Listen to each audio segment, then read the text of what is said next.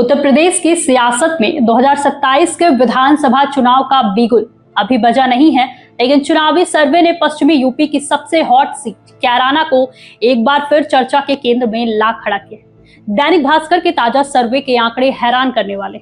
सर्वे कहता है कि उत्तर प्रदेश की उन 46 मुस्लिम बहुल सीटों पर जहां मुस्लिम आबादी 30 से 60% के बीच है, वहां की 31 सीट पर आज भाजपा पहली पसंद बनकर उभर रही है, जबकि समाजवादी पार्टी महज 15 सीटों पर सिमटती दिख रही है। लेकिन इन्हीं बदलते समीकरणों के बीच कैराना का नतीजा चौंकाता है। समाजवादी पार्टी के विधायक नाहिद हसन आज भी उन चुनिंदा चेहरों में शामिल हैं जिनसे इलाके के करीब 45% लोग पूरी तरह संतुष्ट हैं। यानी एक तरफ जहां भाजपा की पैठ बढ़ रही है, वहीं दूसरी तरफ नाहिद हसन अपनी जमीन बचाने में कामयाब नजर आ रहे हैं। आखिर क्या है नाहिद हसन के इस सियासी मजबूती का राज?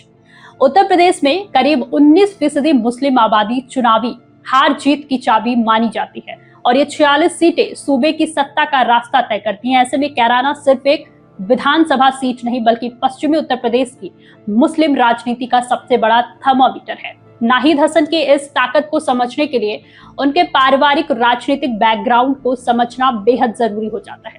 नाहिद उस परिवार से आते हैं जिसकी रगों में दशकों से राजनीति दौड़ती है। उनके पिता हाजी मुनव्वर हसन कैराना से सांसद रहे और उन्हें पश्चिमी यूपी में मुस्लिम गुर्जर नेतृत्व का सबसे बड़ा चेहरा माना जाता था।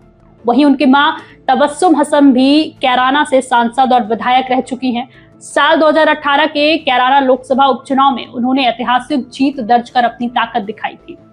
यानी कैराना की राजनीति में इस परिवार की पकड़ कई दशकों से बनी हुई है।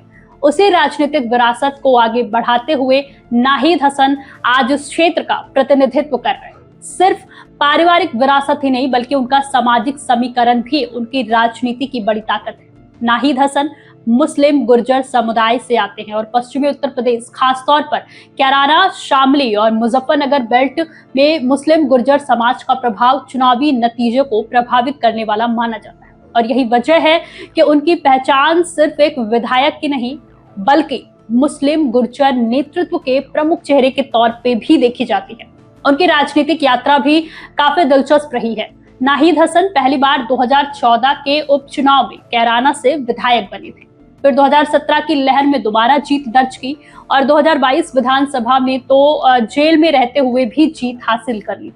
जेल से मिली ये उनकी जीत क्षेत्रीय पकड़ का सबसे बड़ा प्रमाण मानी जाती है। हालांकि उनका राजनीतिक सफर विवादों से भी अछूता नहीं रहा है। 2022 विधानसभा चुनाव से पहले उन पर गैंगस्टर एक्ट के तहत कार्रवाई हुई और चुनाव के दौरान वे जेल में थे। इसके अलावा प्रशासन से टकराव और कुछ बयानों को लेकर भी वे कई बार राजनीतिक बहस के केंद्र में रहते हैं। विपक्ष लगातार उनकी छवि को मुद्दा बनाता रहता है, लेकिन इसके बावजूद उनका कोर वोट बैंक पूरी तरह कमजोर नहीं हुआ। सर्वे में 45% की संतुष्टि इस बात का संकेत है कि क्षेत्र में उनका सामाजिक और पारिवारिक प्रभाव अभी भी कायम है। और यही वजह है कि जब मुस्लिम बहुल सीटों पर भाजपा की बढ़त की बात सामने आती है, तब भी कैराना जैसी सीट पर नाहिद हसन का मजबूत बने रहना समाजवादी पार्टी के लिए रणनीतिक तौर पर बेहद अहम माना जा रहा है।